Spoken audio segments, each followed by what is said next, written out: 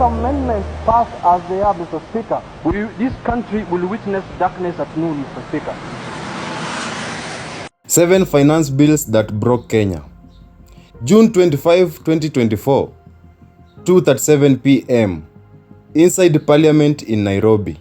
A young man in red beret stand at the speaker's chair, uninvited, unelected, yet positioned at the very center of power.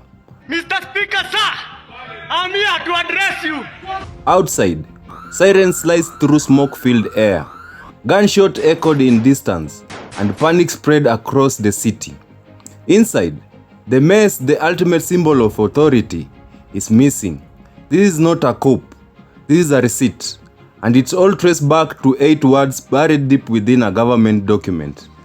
Finance Bill 2024. VAT on bread, 16%. Bread, the one thing every Kenyan understands, whether in Kileleshwa or Kayole, whether behind an office desk or a construction site. But this moment didn't begin in 2024. It began quietly, more than a decade earlier, when a country embraced digital convenience and knowingly opened the door to something far bigger. In 2013, as Uhuru Kenyatta assumed office, Kenya was rapidly transforming into digital economy powered by Safaricom and its revolutionary M-Pesa platform.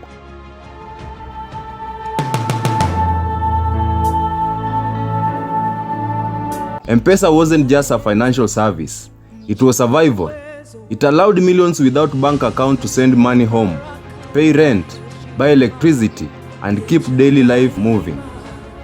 Then came the Finance Act 2013, introducing a 10% excise duty on money transfer services. It sounded technical, almost harmless, but its impact was immediate. Every transaction became more expensive. The Treasury justified the move by arguing that M-Pesa was not a bank, but Safaricom passed the cost directly to users. There were no protests, no hashtag, no organized resistance, just quiet frustration and eventual acceptance. Serikali haina huruma, people said, and life moved on. But in that silence, a pattern was established. The government had discovered something powerful. Digital transactions were easy to tax, and Kenyans will adapt. By 2015, the economy had shifted again.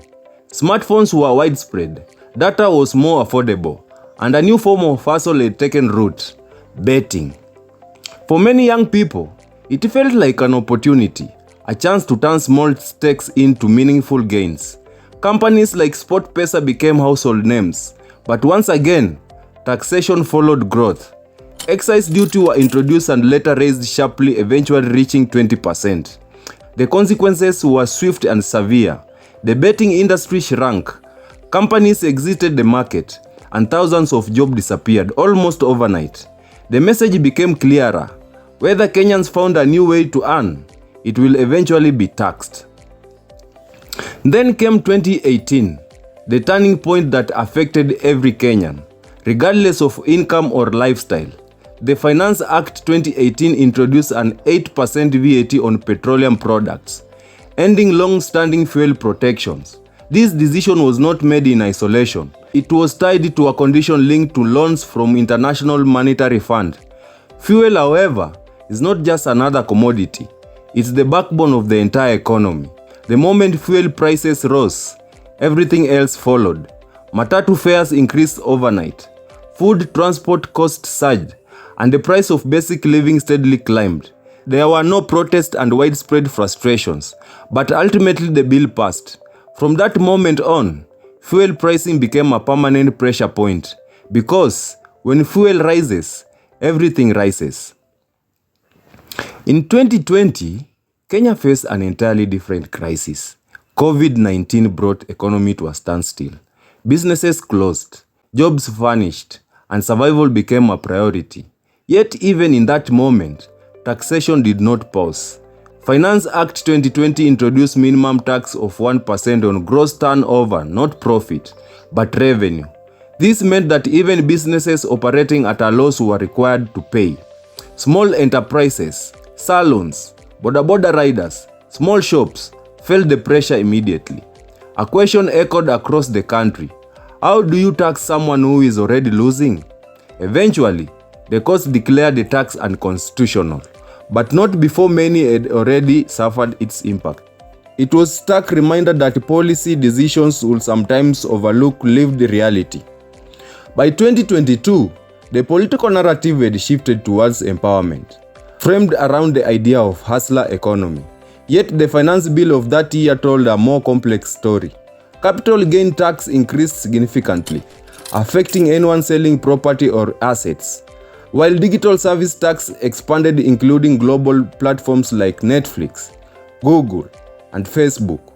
Even online hustle, once viewed as open space for creativity and income, were now within the reach of taxation. When William Ruto took office, many expected a shift in direction, but most of these policies remained, because while campaigns were built on promises, governments are sustained by revenue. In 2023, the tension between policy and public trust became more visible. The government introduced a house levy, mandating contribution from both employees and employers to fund affordable housing. At that time, fuel VAT doubled from 8% to 16%, pushing fuel prices to record high and intensifying the cost of living crisis. A 15% tax on digital content creators further signaled that no sector was beyond reach. Public reaction was immediate. Legal challenges were filed, and court declared the housing levy unconstitutional more than once. Yet deduction continued, deepening skepticism and eroding trust. Clashes occurred and lives were disrupted. Still, the bill was signed into law. For many, it felt like the system remained unmoved, but something had shifted. People were paying closer attention.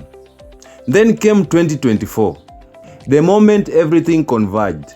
When the finance bill leaked, it didn't just propose new taxes. It touched nearly every aspect of daily life. Essential goods like bread, cooking oil, diapers, and sanitary pads all were affected. A motor vehicle tax made car ownership more expensive year after year. Eco-levy extended taxation even further into everyday items, including communication devices. But this time, the response was different. There were no central political leaders, no traditional rallies. Information spread rapidly through social media. Young Kenyan broke down the bill into simple, understandable terms, explaining not just what it said, but what it meant. Awareness turned into action, and a phrase began to trend: occupied parliament. On June 18th, people gathered in Nairobi CBD dressed in black, carrying flags and water bottles, united without formal leadership, leaderless, fearless, tribeless, they called themselves. A week later, on June 25th, Parliament passed the bill, but the story didn't end there. Within hours, crowd breached security and entered Parliament grounds. By 2:37 p.m., the unthinkable happened. Chaos followed. Lives were lost, many were injured, and the nation watched in disbelief. The next day, a decision came that marked an historic turning point. The president declined to sign the bill. Consequently, having reflected on the continuing conversation around the content of the Finance Bill 2024 and listening keenly to the people of Kenya who have said loudly that they want nothing to do with this Finance Bill 2024, I concede, and therefore I will not sign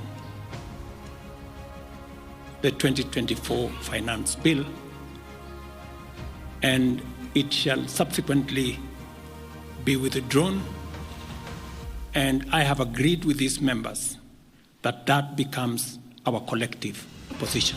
For the first time in modern Kenyan history, a finance bill was stopped, not by the courts, not by the parliament, but the public pressure. Looking back, a clear pattern emerges. In 2013, the changes were accepted. In 2015, they were adjusted to. By 2018, they were absorbed. In 2020, they were endured. In 2022, they were questioned.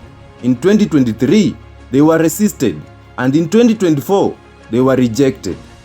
This story is not just about taxation. It's about trust, because finance bills do more than alter numbers on paper. They shape how people live, what they can afford, and how they survive. They determine when the price rises, when daily life becomes harder, and how far citizens are willing to go. In the end, the reality is simple. Government draft policies, Parliament pass them, but the people define their limits. And when those limits are reached, even the most powerful system are forced to listen. But here is the question nobody is asking. If finance bill could be stopped, what happens to the next one? Because another bill is already coming, another set of taxes, another test. If you find this breakdown insightful, kindly share, subscribe, like and comment for more Kenyan stories. It has been yours truly and truly, Jayuga, and life as it is diaries continues.